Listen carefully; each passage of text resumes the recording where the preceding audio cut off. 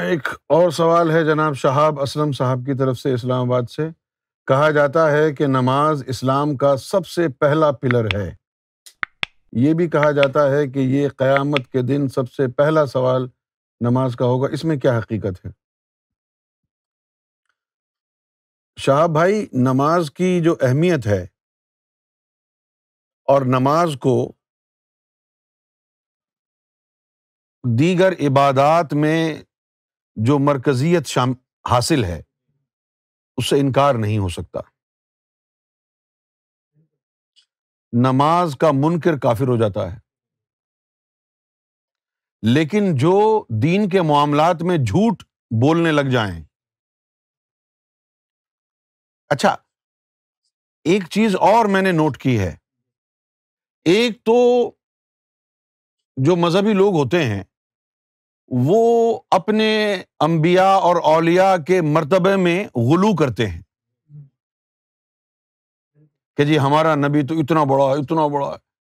بھلے اللہ نے جو ان کو مرتبہ دیا ہے وہ اتنا بڑا نہ ہو، لیکن ماننے والوں نے، اب جس طرح عیسائی ہیں، انہوں نے کیا کیا یعنی عیسیٰ علیہ السلام کے بارے میں یعنی اپنے عقائد قائم نہیں کر رکھے، بہت سے کر رکھے ہیں جن کا حقیقت سے کوئی تعلق ہی نہیں. سمجھے؟ اچھا، اسی طرح ولیوں کے بارے میں ہے. خاص طور پر جتنے مریدین ہوتے ہیں، بھلے ان کا جو مرشد ہے وہ غوث زماں کیوں نہ ہو، اسے وہ کائنات کا سب سے بڑا ولی بنا دیں گے. پتہ نہیں کیوں یہ فرض سمجھ لیتے ہیں کہ جی مرشد کی تعریف میں زمین اور آسمان کے خلا میں ملا دینا ہمارا عین ایمان ہونا چاہیے. اچھا، اسی طرح کا ایک آدمی تھا غوث اعظم رضی اللہ تعالیٰ عنہ کے دور میں، ایک مرید تھا. اس نے پتہ نہیں اپنے مرشد کو کیا سمجھا ہوا تھا، اور تھا اس کا جو مرشد ہے وہ ڈبہ پیر، کچھ بھی نہیں تھا اس کے پلے. اب وہ کسی راستے سے گزر رہا تھا تو اس وقت جو ہے اس کے کانوں میں آواز آئی کہ غوث اعظم رضی اللہ تعالیٰ عنہ کی سواری آ رہی. اچھا، پرانے وقتوں میں، ابھی تو آپ کے پاس جو ہے وہ گاڑیاں ہیں نا، کار ہیں، موٹر بائکس ہیں اور دیگر ذرائع ہیں سفر کرنے کے. لیکن پرانے وقتوں میں کیا ہوتا تھا، جیسے یہ دلہن کے لیے ڈولی بناتے ہیں نا پاکستان میں، انڈیا میں، تو ڈولی میں بیٹھتی ہے وہ، پھر کاندھوں پہ اٹھا کے لے کے دلہن کو جاتے ہیں. اسی طرح جو ہے وہ سواریاں ہوتی تھیں، اسی طرح سواریاں ہوتی تھیں اور ان میں وہ بیٹھ کر کے جاتے تھے اور ان کے مریدین. تو غوث پاک بھی اسی طرح ایک ڈولی کے اندر بیٹھے ہوئے تھے، تو ان کے مریدین نے کاندھوں پہ اٹھایا ہوا تھا. ظاہر ہے کہ 20-50 پیچھے ہوں گے ڈولی کے، 20-50 آگے ہوں گے، اور وہ جو ہے وہ نعرے لگاتے ہوئے جاتے ہیں کہ بھئی فلاں حضرت کی سواری آ رہی ہے. اس طرح ہوتا ہے نا. تو اسی طرح ان کی سواری آ رہی تھی، ڈولی میں بیٹھے ہوئے ہیں، سفر ہو رہا ہے. تو اس نے سن لیا کہ جی غوث پاک کی سواری آ رہی ہے، اور سنا ہے کہ یہ تو دنیا کے سب سے بڑے ولی ہیں اور میرا مرشد تو کوئی اور ہے. تو ایسا نہ ہو کہ میں غوث اعظم کا چہرہ دیکھوں اور میرے دل میں ان کی محبت زیادہ آ جائے میرے مرشد سے زیادہ. تو اس سے بچنے کے لیے وہ چھپ گیا کہ میرا مرشد میرے لیے کافی ہے. ان سے بچنے کے لیے وہ چھپ گیا. تو غوث اعظم کی سواری جب وہاں سے گزری تو آپ نے رک گئے وہاں پر، اور مریدوں کو کہا کہ وہ بندہ ایک چھپا ہوا ہے، اس کو پکڑ کے لاؤ. اس کو پکڑ کے لائے. غوث اعظم رضی اللہ تعالیٰ عنہ نے پوچھا کہ بھائی تو چھپا کیوں ہمیں دیکھ کے؟ تو اس نے عرض کر دیا کہ حضرت میں تو آپ کی عظمت کا قائل ہوں، مسئلہ ہی تو یہی ہے سارا. میں نہیں چاہتا تھا کہ آپ کو دیکھ کے میرا دل پھسل جائے، میں اپنے مرشد کا ہی ہو کے رہنا چاہتا ہوں. تو آپ نے چیک کیا اور کہا بھی تیرا مرشد تو ڈبہ ہے، اور پھر اس کے بعد بلایا، سینے سے لگایا اور کہا تیرے اس ایمان کی وجہ سے، تیری اس وفا کی وجہ سے تجھے بھی نوازتا ہوں، تیرے مرشد کو بھی نوازتا ہوں۔ اب کہیں کہیں یہ جو غلو ہے یہ کام بھی آ جاتا ہے کہیں کہیں، یعنی بس قسمت کی بات ہے یہ۔ اب جو یہ جو بریلوی ہیں، انہوں نے غوث اعظم کا ذکر کرنا چھوڑ دیا، دیگر اولیاء کا ذکر کرنا چھوڑ دیا، انہوں نے سارا کا سارا روحانی معاملہ جو ہے احمد رضا خان صاحب کے حوالے کر دیا ہے، حالانکہ وہ ایک مولوی بعمل تھے، ولی بھی نہیں تھے وہ۔ یہ غلط ہے نا؟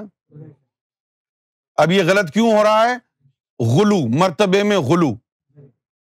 اسی طرح عبادات کی اہمیت میں بھی غلو کا عنصر آ گیا ہے، عبادات کی اہمیت میں بھی غلو کا عنصر مسلمانوں میں آ گیا ہے، خاص طور پر پاکستان کے مسلمان اور ہندوستان کے مسلمان۔ وہ سمجھتے ہیں کہ ساری کی ساری عبادات کا نچوڑ نماز میں ہے، اور مسلمان دکھنے کے لیے داڑھی رکھ لو بس، نماز داڑھی، نماز داڑھی، نماز داڑھی۔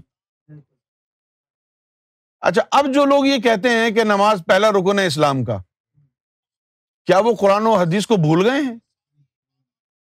پوری دنیا جانتی ہے کہ اسلام کا پہلا رکن کلمہ طیب ہے، پوری دنیا جانتی ہے، سب کو پتا ہے اسلام کا پہلا رکن کیا ہے؟ کلمہ طیب۔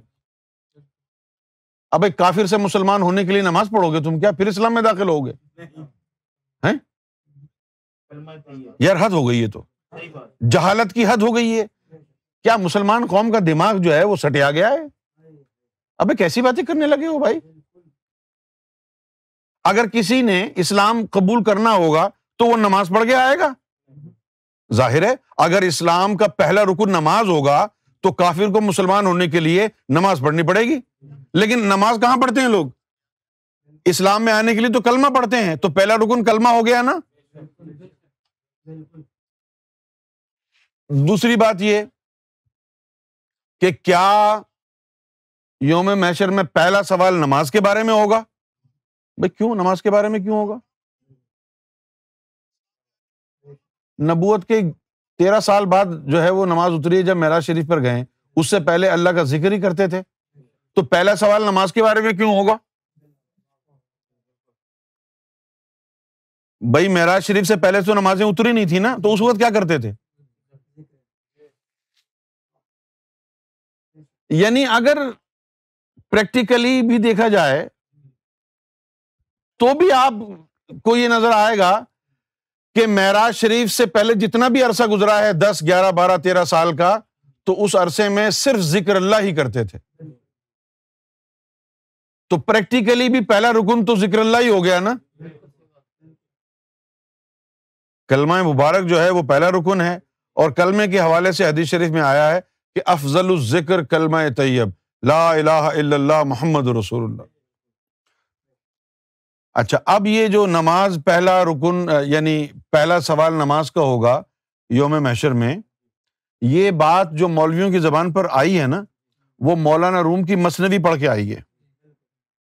مولانا روم نے مثنوی شریف میں فرمایا ہے، لیکن مولانا روم دین کے اوپر حجت نہیں ہے، نہ مولانا روم دین کے اوپر حجت ہیں، اور نہ کوئی اور ولی دین کے اوپر حجت ہے۔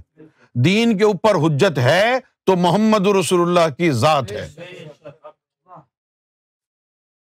ابھی مولانا روم اگر کچھ کہہ دیں، چلو مولانا روم نے پہلا جو ہے رکن اس کو بنا دیا یا کہا پہلا سوال اس کا ہوگا، تو مولانا روم سے پہلے جو اسلام تھا اس کے اندر کیا خیال تھا لوگوں کا؟ اور دوسری بات یہ ہے کہ بھئی نماز مومنوں پر فرض کی ہے، ٹھیک ہے نا؟ اگر نماز پہلا رکن ہوتی تو جو بندہ آیا ہے اسلام قبول کیا ہے وہ مومن تو ہے نہیں ابھی، کیسے پڑھے گا وہ نماز؟ نماز تو مومن پر فرض ہے نا۔ تو یہ دونوں فلسفے جو ہے نا وہ یعنی ضعف سند کا شکار ہے، دونوں فلسفے، لیک اوتھینٹسٹی، ضعف سند کا شکار ہیں، لیک اوتھینٹسٹی۔ نماز ایک ایسی عبادت ہے کہ جب آپ مومن بن جائیں، آپ کا قلب جو ہے وہ اللہ کے ذکر سے آباد ہو جائے، آپ کے لطائف، دیگر لطائف بھی منور ہو جائیں، اور پھر آپ نماز پڑھ رہے ہوں اور آپ کو پتہ بھی ہو کہ نماز میں جو آپ پڑھ رہے ہیں وہ کیا ہے. جیسا کہ جب ہم نماز پڑھتے ہوئے اتحیات پڑھتے ہیں قعد میں جا کے، تو وہ جو اتحیات کے کلمات ہیں وہ معراج شریف پر جو اللہ اور اس کے رسول اور جبریل کے مابین گفتگو ہوئی، وہ گفتگو ہے. جب نبی پاک صلی اللہ علیہ وسلم معراج پر گئے تھے، عرش الہی پر پہنچے، اب سین کیا ہے کہ نبی کریم صلی اللہ علیہ وسلم پہنچتے ہیں عرش الہی پر، اللہ وہاں موجود ہے، اللہ تعالیٰ جو ہے نبی پاک پر سلام بھیجتا ہے اور کہتا ہے کہ آپ میرے نبی ہیں. وہاں سے جبریل تصدیق کرتے ہیں کہ بے شک. اس کے بعد اللہ تعالیٰ محمد رسول اللہ کے ولیوں پر سلام بھیجتا ہے، صالحین پر سلام بھیجتا ہے. اس کے بعد اللہ تعالیٰ مومنین پر سلام بھیجتا ہے. یہ تمام گفتگو جمع کر کے اتحیات بنا دی گئی، اور محمد رسول اللہ اور اللہ کے مابین معراج میں جو گفتگو ہوئی آپ ہر نماز میں پڑھتے ہیں، لیکن آپ کو کبھی خیال ہی نہیں آیا کہ یہ گفتگو اللہ اور رسول کے مابین شب معراج میں عرش الہی پر ہوئی تھی. جب آپ کا سینہ منور ہو اور پھر یہ آپ کے ذہن میں ہو کہ یہ وہ گفتگو ہے جو نبی کریم صلی اللہ علیہ وسلم اور اللہ کے مابین عرش پر ہوئی تھی، تو کیا آپ کی نماز کا ٹھکانہ ہوگا.